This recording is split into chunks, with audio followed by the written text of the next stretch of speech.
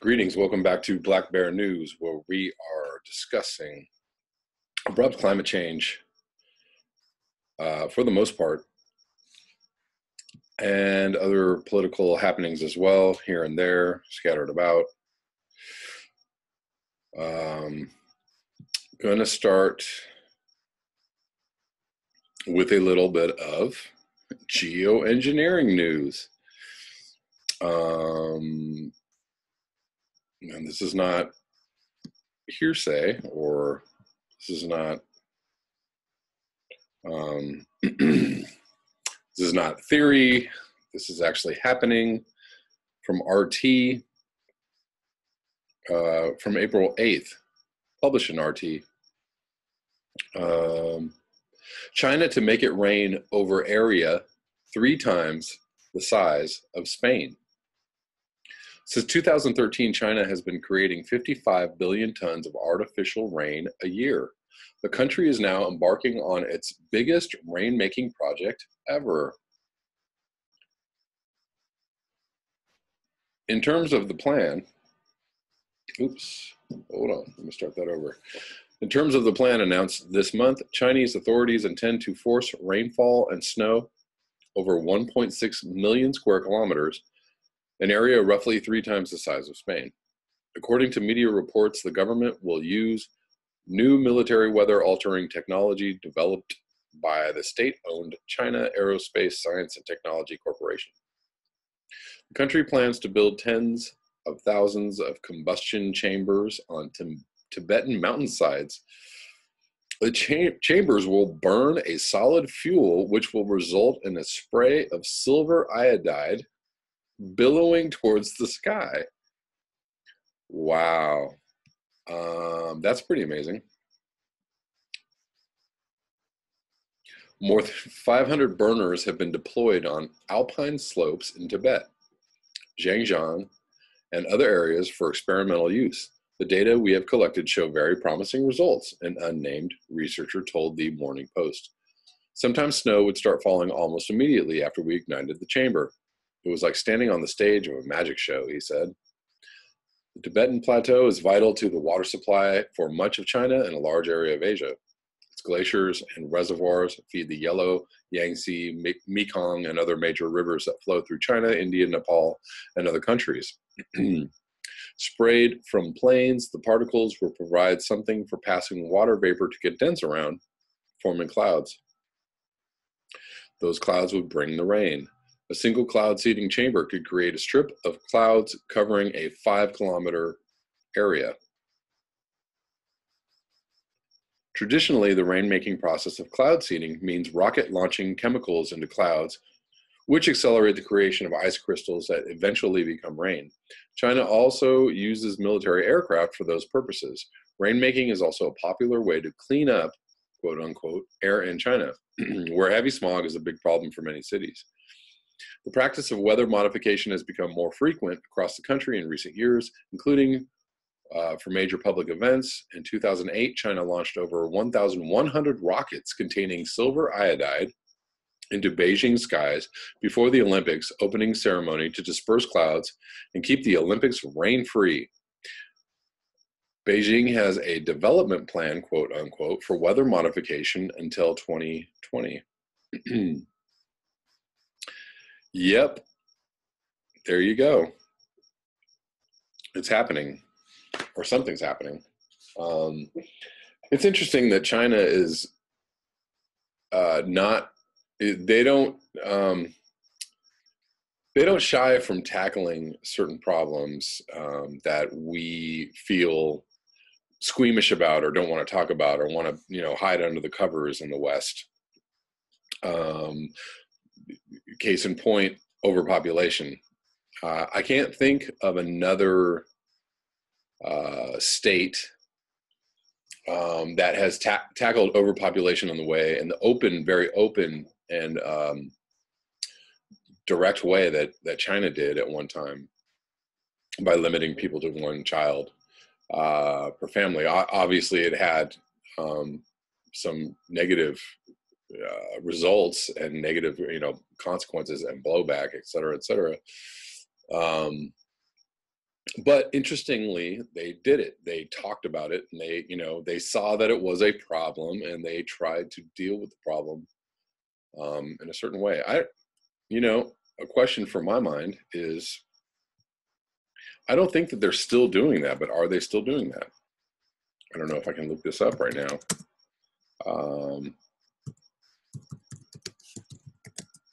If that's still like a law, the one-child policy is still going. Oh, late in 2015 when China eased, so not that long ago, China eased its decades-long policy limiting most couples to having only one child. Some heralded the change as a move toward greater reproductive freedom, but the government was only embarking on another grand experiment in population engineering. Whoa, I might have to sidestep to this article here, because that sounds interesting, don't you think? Anyways, this article, which I guess I will link as well below, is called "China Dropped Its One-Child Policy, So Why Aren't Chinese Women Having More Babies?" So we're fully on another path here. Give me 1 second, because I'm just going with it. In late 2015, et cetera, but the government was only embarking on another grand experiment in population engineering. This time it was urging women, but only the right sort, to reproduce for China. The authorities in Beijing seemed terrified that plummeting birth rates, an aging population, and a shrinking labor force, key, might undermine the results of years of, and also, let's say, a shrinking consumer base, undermine the results of years of double-digit growth rates and threaten the political legitimacy of the ruling Chinese Communist Party. So they began allowing most married couples to have 2 children. It's mainly to the benefit of most governments, I think, to have the population continuing to grow. Obviously, because if you have negative population growth, what does that mean for your GDP? How do you grow your economy when your population isn't growing? It's another question. They hoped that the new policy would bring 3 million additional births a year through 2020 and add more than 30 million workers to the labor force by 2050. Wow. But there has been no baby boom. Figures released last month show that the country's birth rate fell by 3.5% in 2017. Compared with the previous year, the number of births had increased in 2016, the first year since the policy shift, but far less than the government had hoped. According to official statistics, the number of children born to parents who already had one child did rise in 2017, but the number of first child births dropped. Why? Because a critical mass of women appears to be in no rush to have babies, particularly urban, educated women. So yes, their standard of living has gone up, which by all means in most first world countries equals population decline or lower birth rates. Just the category that the CCP is counting on to produce and raise a new generation of skilled, knowledge-based workers. While the one-child policy was in place, from 1979 to 2015, the government forced many women to have abortions or undergo other invasive birth control procedures. Since its recent policy U-turn, it has deployed the same zeal to extol the glories of having more children, and the sooner the better. Interesting. Well, so not only, has China at one time seen the problem of overpopulation and tried to do something about it, they've also taken more direct steps towards climate change. More direct than I would say, the United States is capable of doing. We kind of hide everything under, the green growth label. As long as we're not hurting the economy, we can green things up. But China just goes out and says, we're going to shut these factories down. We're going to plant these trees. We're just going to do it. and not, you know, talk about it and massage it and, you know, bullshit about it, basically. So give it up for the Chinese for doing stuff like this. But then, you know, you have geoengineering. It's just straight up geoengineering. We need to make it rain. We need to make it snow. We need to get these glaciers back because, you know, people are losing their water sources and their water straight up. They see the problem coming down the pike, and they're tackling it head on, and they are not faking like nothing's happening. Oh, we're not doing anything. They're like, yeah, we're doing it. Interesting. All right, moving on. I'm not going to read the rest of that whole article, but I'm going to move on to another article from Truthout. Trial date set for groundbreaking kids climate lawsuit. This is from April 15th. A trial date of October 29 has been set for a landmark climate change lawsuit brought by a group of young Americans despite the Trump administration's efforts to halt the case. Juliana versus the United States was filed in 2015 on behalf of 21 plaintiffs who ranged between 8 to 19 years old at the time. They allege their constitutional and public trust rights are being violated by the government's creation of a national energy system that causes dangerous climate change. The trial will be heard before a U.S. District Court Judge Ann Eichen in Eugene, Oregon, according to Our Children's Trust, the nonprofit group supporting the plaintiffs. Aiken joined the court in 1998 after being nominated by President Bill Clinton. A wild Bill Clinton. We have our trial date. In the coming months, there will be depositions of the parties, defendants' disclosure of their experts, and expert depositions in late summer. We will build a full factual record for trial so that the court can make the best informed decision in this crucial constitutional case, said Julia Olson, executive director of Our Children's Trust and co-lead counsel for the youth plaintiffs, in a statement. The lawsuit was originally filed against President Obama's government before President Trump took office. Incidentally, just days before the case was turned over to the Trump administration, Obama's Justice Department lawyers admitted many of the young plaintiffs' scientific claims were true, including carbon dioxide concentrations have increased to greater than 400 parts per million. Of course they're true. Additionally, the federal defendants admitted that fossil fuel extraction. So see, they're admitting this. All you climate change deniers. This is something that they had to admit to, not that they were like, yeah, you know, CO2, it's everywhere. Additionally, the federal defendants admitted that fossil fuel extraction.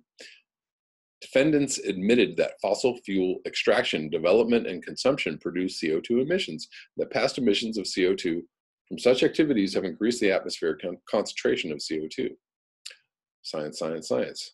The Trump administration sought an appeal of the case, but last month, a three-judge panel with the Ninth Circuit Court of Appeals in San Francisco denied the White House's writ of mandamus petition, a rarely used legal maneuver that would have dismissed the case. U.S. Magistrate Judge Thomas Coffin set the trial date for this fall despite Trump's DOJ attorneys saying the date won't work for the defendants. They claimed they needed additional time to address expert witness reports and find rebuttal experts, to which Judge Coffin asked, "Where am I missing something? Given your admissions in this case, what is it about the science that you intend to contest with your rebuttal witnesses?" According to the court, wow, they are in a bind, aren't they? According to Courthouse News, U.S. Attorney Marissa Pirapatu answered that the dispute lies not in disagreement over whether climate change exists, but rather with the kids' conclusion that climate change imperils their future. Phil Gregory of Gregory Law Group and co-lead counsel for the youth plaintiffs commented, by setting a trial date of October 29, 2018, the court clearly recognizes the urgency of the climate crisis. Further, the court stressed that the science should not be in dispute and that the case should be able to proceed in a streamlined fashion. On October 29th, Climate science will finally have its day in court, and the plaintiffs will be ready.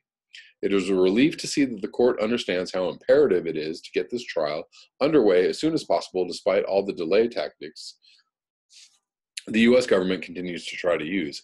Sophie Kivlahan, a 19-year-old plaintiff from Allentown, Pennsylvania, said, "I am so excited to have an official trial date on the calendar again, so that we can finally bring our voices and our evidence into the courtroom." Go, Sophie. We'll see. We'll see how much media attention this gets, right? We'll see, because you only hear about this from, like Truth Out.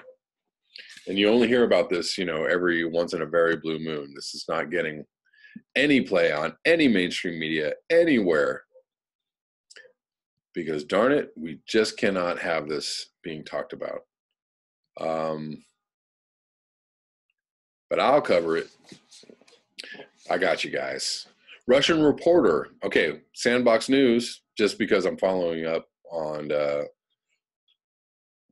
was reading a story and they were talking about the 200 Russians who had been killed in like a direct confrontation with the U.S. or something like that. Something along those lines. A Russian reporter, Maxim Borodin, dies after mysterious balcony fall. And guess what he was trying to find out? A journalist who has been investigating the deaths of alleged Russian mercenaries in Syria died in a hospital on Sunday after falling from his balcony in the Russian city of Yekaterinburg. Maxim Borodin, a 32-year-old reporter from the Yekaterinburg-based RIA Novoden news agency, was known for his coverage of high-profile corruption and criminal cases. He fell from his fifth-floor balcony on Thursday, the New York Times reported, and neighbors found him critically injured at the foot of the building. He was rushed to the hospital where he died from his injuries 3 days later. Jesus.